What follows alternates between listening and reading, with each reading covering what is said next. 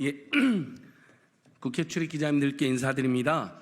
민주당 강득구 의원님과 또 민생시민단체들이 공동으로 최근에 현안이 되고 있는 이 석유 시추 윤석열 대통령의 갑작스런 발표와 관련돼서 저희들에게 많은 석유공사 안팎의 공익 제보도 들어오고 또 탐사 언론인들께서 열심히 또 탐사 보도를 해주셔서 그걸 종합하여 중간에 이건 반드시 문제 제기를 해야겠다는 내용들이 있어서 오늘 기자님들께 이렇게 기자회견을 하게 되었습니다. 먼저 민주당 강득구 의원님 참여해 주셨습니다. 오른쪽에 저희 민생경제연구소와 검사 모임에서 일하고 계시는 오동현 변호사님 참여해 주셨습니다. 국민재산대책운동본부 블랙머니 감센터 안창용 센터장님 참여해 주셨습니다. 문재인 정부 청와대 부대변인 출신으로 민생경제 공동소장을 맡고 있는 임세현 선생님 참여해 주셨습니다. 전 대한항공 사무장 출신으로 을드연대 대표를 맡고 계시는 박창진 선생님 참여해 주셨습니다. 예, 저희가 오늘 강득권실을 통해서 기자회견 자료도 지금 배포했고 지금 현장에서도 지금 저희들이 기자님들께 전달하고 있는데요. 뉴스버스에서 여러 이제 단독 특정 보도 나왔는데 실제 저희 석유공사 안팎에 저에게 공익 제보 내용이라는 아주 중요한 내용들이 있었는데요. 이번에 그 아브레오 박사를 영접하고 또 기자회견 사회까지 본 곽원준 석유원이라는 분이 있습니다. 이렇게 중대한 발표를 석유공사 사장이나 국내사업개발처장이 안 하고 저 사람이 할까 그래서 제가 추적을 해보니까 제보도 있었고요.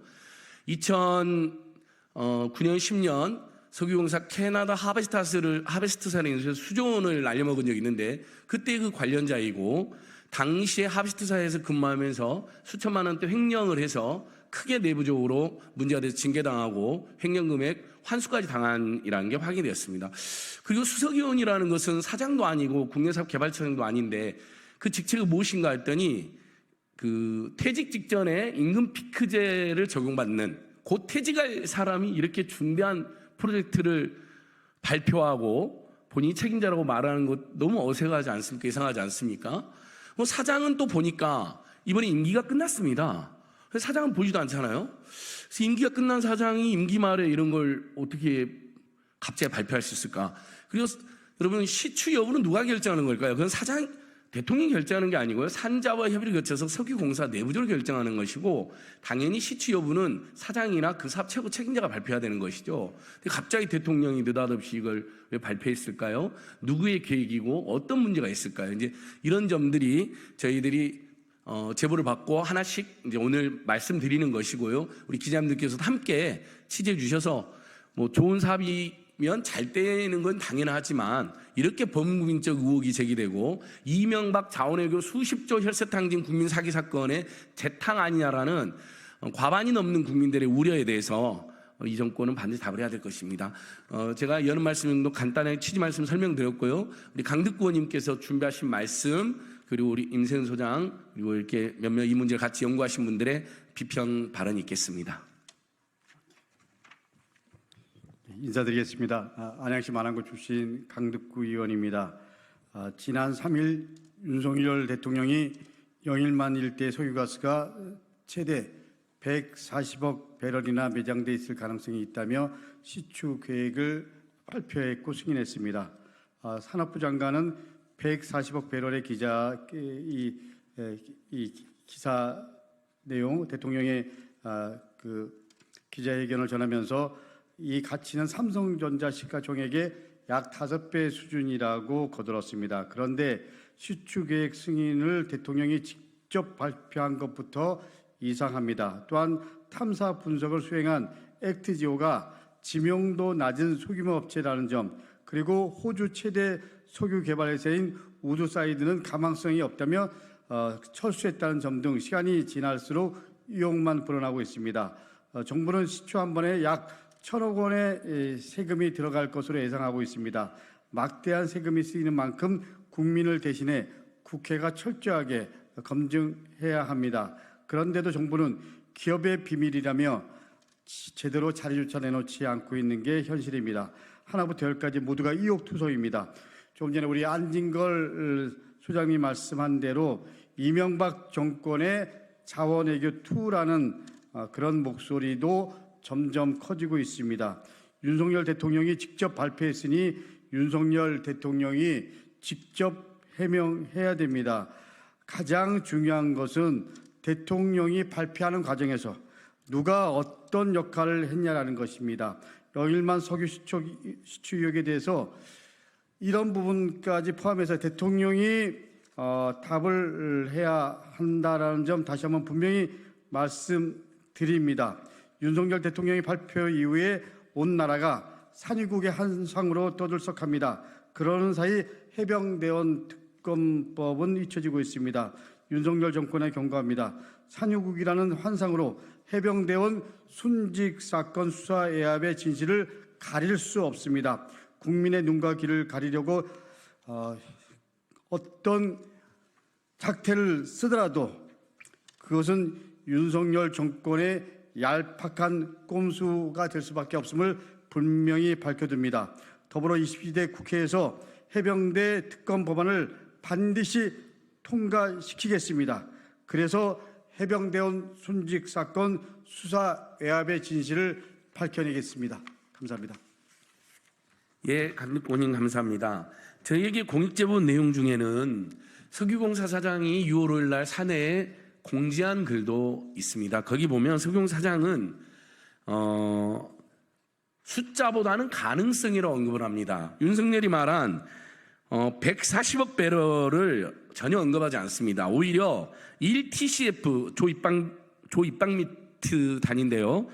그곳은 현재 저희가 파악을 해보니까 석유공사가 사장이 올린 1TCF는 동해가스전 프로젝트 목표였던 동해가스전 4배 규모인데 윤석열 대통령은 140억 배럴, 동해가스는 300배 규모라고 완전한 뻥튀기를 한 것입니다. 이 부분은 기자님들께서 추가 취재 꼭 해주셨으면 좋겠습니다. 제가 석유공사 사장이 산에 올린 해명글을 직접 입수했기 때문에 거기에 윤석열 대통령이 말한 140억 배럴이 아니라 1TCF 한 훨씬 그 규모가 작은 것만 언급하고 있고 그것마저도 숫자보다는 가능성에 주목해서 일을 하자라고 직원들에게 뒤늦게 해명을 하고 지금 석유공사 내부에서도 많은 직원들이 이러다가 석유공사 2010년도에 자원외교 사기 사건 첫 번째 이번에 뻥튀기 의혹으로 2번 문 닫는 거 아니야라는 우려까지 지금 확산되고 있다는 제보도 저에게 접수되어 있습니다.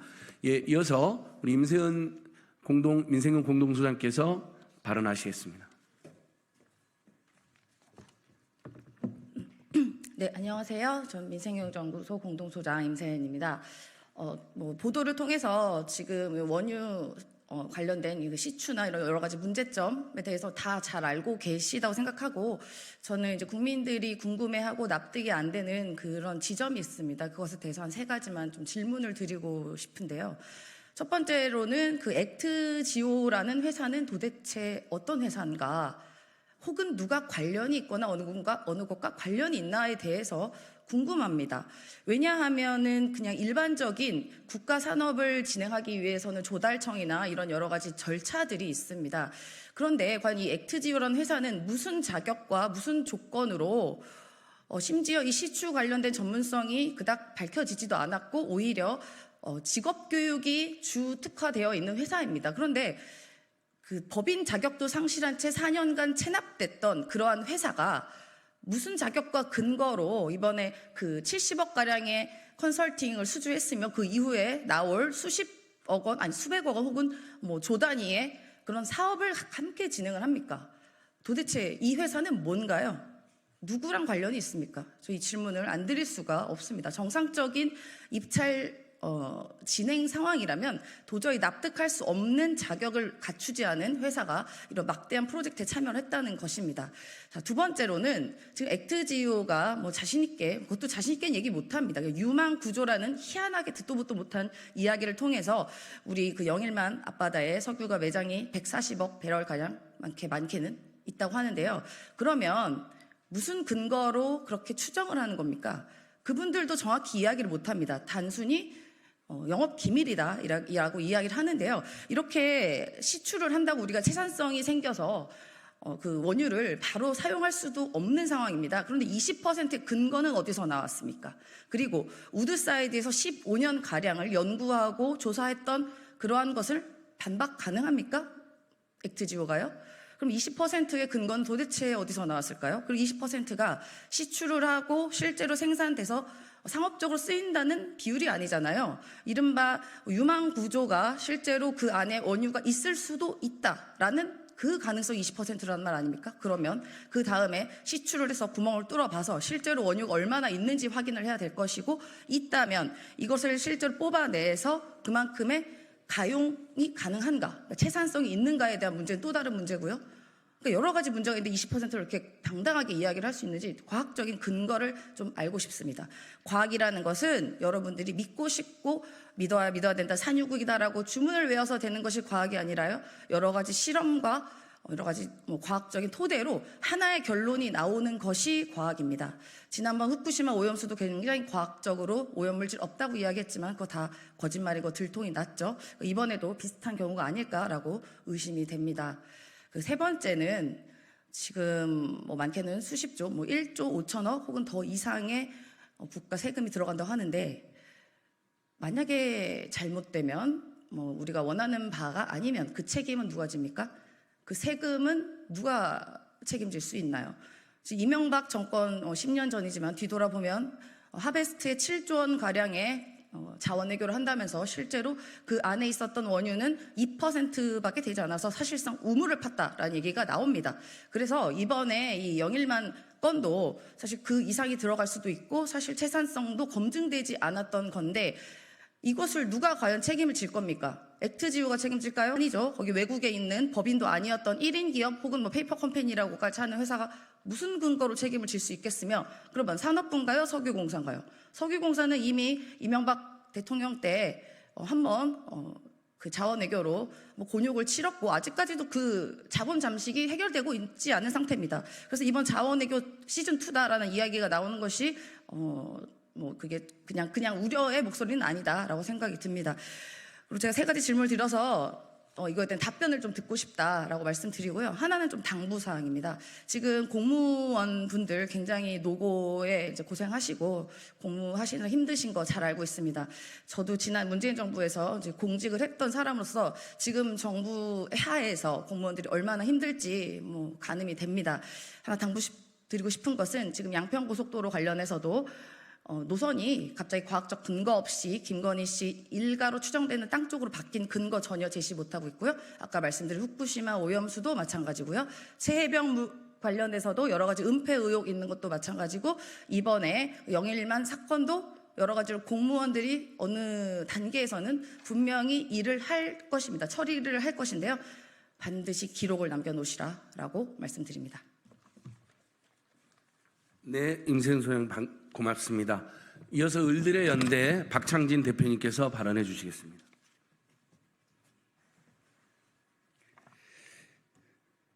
네, 을들의 연대 대표 박창진입니다. 저는 간단하게 한 말씀 드리겠습니다. 대통령님, 벼랑 끝 생존 위기, 그 끝에 내몰린 수많은 을들이 있습니다.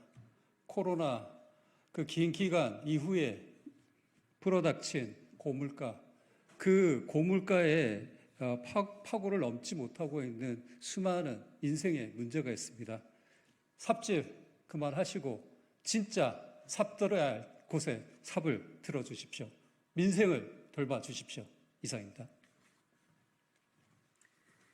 네, 서민들을 위해서 이자 탕감이나 1인당 25만 원의 민생정음은 절대 안 낸다고 하던 자들이 근거도 불확실하고 시점도 도저히 앞도할 수 없는 1인 기업에 갑자기 발표를 믿고 무려 최소 5천억 이상이 들어가는 시추를 강행했다고 하니 곳곳에서 어떻게 이럴 수가 있느냐라는 지적과 규탄이 쏟아지는 것 같습니다.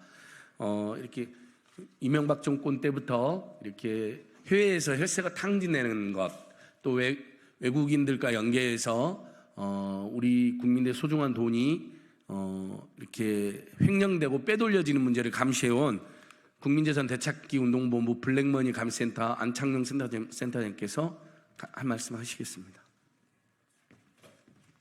네, 안녕하십니까. 국민재산 되찾기 운동본부에 있고요.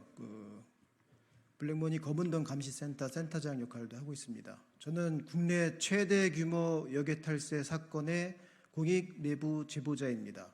이 사건은 공교롭게도 이번에 법사위에 배정이 되신 이성윤 의원과 정점식 의원이 각자 양 사이드에서 여객 탈세다 아니다를 공방을 하고 지원했던 그런 사건입니다. 이성윤 당시 금융조세 중앙지검 금융조세 2부장께서는 여객 탈세로 기소를 해가지고서 지금까지 대법원 재판에 이르게 하고 있고요. 정점식 의원은 그 부분을 로비스트가 돼서 막았던 분이 됐습니다.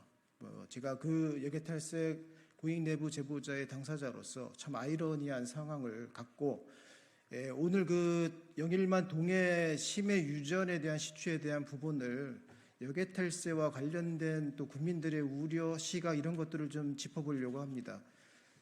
만약에 지금 그 많은 분들이 이렇게 말씀하시죠. 대통령이 우리나라에 이만한 140억 배럴에 해당되는 원유가 있습니다라고 발표를 했을 때 왜 국민들이 환호성을 지르지 않을까? 외신에서도 궁금해하고 당사자들도 궁금해한다 그럽니다. 하지만 한국 석유공사에 근무하는 임직원들도 환호를 지르지 않았고 이 부분을 잘 알고 있어야 되는 많은 사람들이 아무도 이 내용을 모르고 들었습니다. 즉, 이 정부가 공정과 상식에 의해 가지고서 정권을 해 나가겠다라고 했을 때 그 공정과 상식 부분이 사실은 다 무너진 거죠. 대한민국 국민들 그렇게 지금 모자라지 않습니다. 너무나 인터넷이 활성화되어 있고 너무나 지식이 공유되고 있고 모든 정보가 다 공유되고 있습니다. 만약에 이 부분이 진짜라고 하는 부분으로 어필이 돼야 된다라고 하면 석유공사 내부에서 이미 이런 부분에 대한 것들이 자료화되고 정보화돼서 그 프로세스를 밟았어야 되고요. 시스템적으로. 그리고 그 부분에 대해서 너무나 훌륭하기 때문에 의회에 지금 국회 아닙니까? 국회의원들에게 예산이 필요합니다라고 분명히 이 부분이 서치가 됐어야 됩니다.